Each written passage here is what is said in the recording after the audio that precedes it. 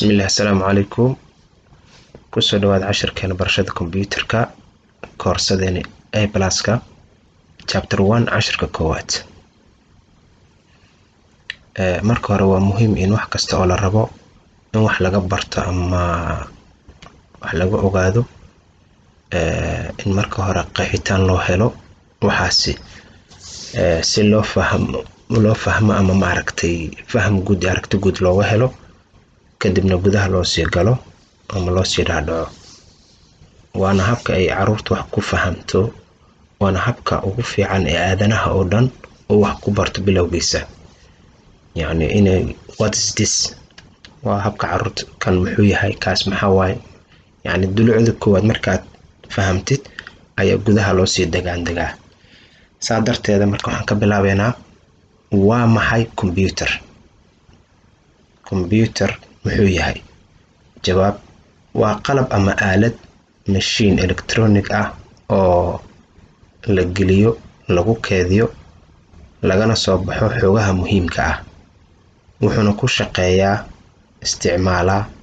ama uu isku fahmaa computerka xisaabaad la yiraahdo binary digits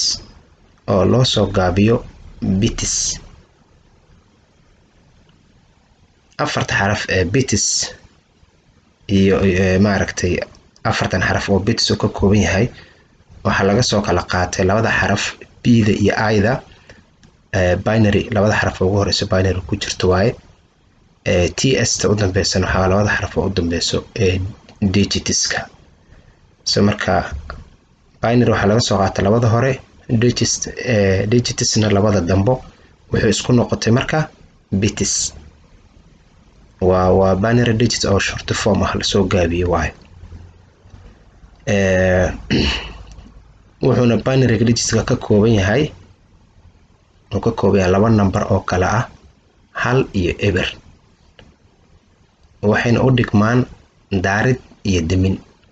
on and off. halka waa on, zerodana waa eberkana waa off. bal tusaale aan ku siiyo sawirkaan isla fiirino.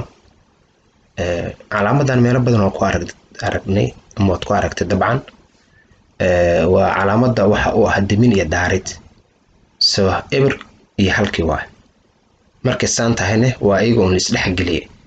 ooda circle-ka waa eberkii, halka dhexda ku jirtana waa un halkii, on iyo off. so wax kasta oo la daaro la demiyo, nalalka guryaha, talaajooyinka, baabuurta, wax walbaba taasatana calaamad waa binary-gi waa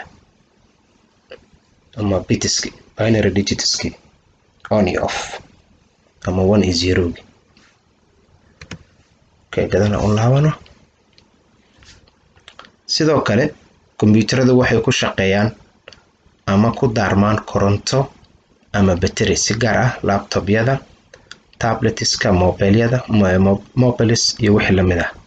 kuwa bateriyada ku shaqeeya marka hore waa qasab in iyagu xitaa ay koronto helaan, ilaa charger marka hore u baahan yihiin. laakiin si ku meel gaar ah ay maaragtay loo sii isticmaalaa bateriga maadaama ay portable yihiin, wax la qaadan karo si ay bateriga u shaqeeyaan. fiiro gaar ah marka aan computer ka hadleyno ma ahan oo keliya midka aan inta badan u naqaano sida maaragtay desktop computer, laptops iyo wixii lamid ah, balse waxaa soo gelaya mobilada, tablets, smart tv, smartphones iyo wixii lamid ah. tusaale ahaan computer waxaa lagu magacaabi karo desktop computers, laptop, netbook, hybrid, tablet, smartphone iyo wixii lamid ah. okay, waxaan soo aragnay sawirada noocyada kombiyuutarada, waxaana ka mid ahaa nooca loo yaqaan desktop ama PC oo lagana soo gaabiyo personal computer. casharada aan qaadan doono badankooda waxay ku saabsan yihiin kombiyuutarada nooca desktopka iyo laptopyada, waxyaabaha ay ka kooban yihiin hardware ayaa loo yaqaanaa, waxyaabaha ay ku shaqeeyaan software operating system, shaqooyinka gaarka ah ay qabtaan applications ama programs sida ay u wada shaqeeyaan kombiyuutarada ama aaladaha elektroonikada ee wada xiriiraan networking sida loo ilaalin lahaa xogta iyo macluumaadka la geliyo kombiyuutaradaasi ama aaladahaasi security-ga cilad bixinta kombiyuutarada troubleshooting marka casharadeenna intaas ayay ku dul wareegayaan iyo wixii la mid ah si good computer waxaa la dhahaa wax kasta oo ka kooban yani saddex qaybood ay si guud uga kooban yahay afarna waa la dhahaa laakiin hadda bal saddexdan ku horumarno hardware software iyo firmware si kooban haddaan u sharxo ama aan u sheego hardware waa waxyaabaha la taaban karo lana arki karo ee uu leeyahay computerka kuwaas oo isugu jira kuwa banaanka computerka ka muuqda iyo kuwa gudaha computerka ku jira software operating system and applications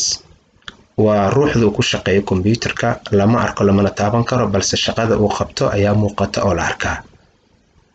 firmware waa hardware iyo software isku dhex jira oo isla socda waa aalad isku rakaban haddii ay daaran tahay iyo haddii ay dansan tahayba taa oo qofka isticmaalaha ah uusan waxba ka bedeli karin ka tirtiri karin ilaa uu isticmaalo program ama hab gaar ah oo u suuragelisa arrinkaasi oo waxa loogu talagalay in sidaasi ay ku shaqeeyaan ama lagu isticmaalo read only memory ama rom saddexdaas qaybood ayay shaqadeena oo dhan ay ku saabsanaan doontaa annaga oo mid usoo qaadan doono weliba si faahfaahsan intaan karno idam alle waxaa kaloo computer lagu magacaabaa wixii leh 4 walxood sida CPU Central Processing Unit ama maskaxda computerka howlwadeenka guud RAM oo ah maaragtay memoryga ama gacanyaraha yani waa storage oo laakiin u dhaxeeya mass storage-ka midka weyn iyo midka yar midka weyn ee CPU-ga operating system barnaamijka qaabilsan nidaamka howlgalka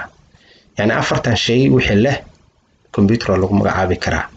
wixii leh CPU wixii leh RAM iyo mass storage iyo operating system insha Allah taala kulli waa inoo casharada xigo waxaan rajeynayaa inaan wax uun aad ka faa'iideen haddaan wax yar dib u milicsano waa max computer hardware-ka software-ka operating system-ka waxa ay yihiin ama waxay u taagan yihiin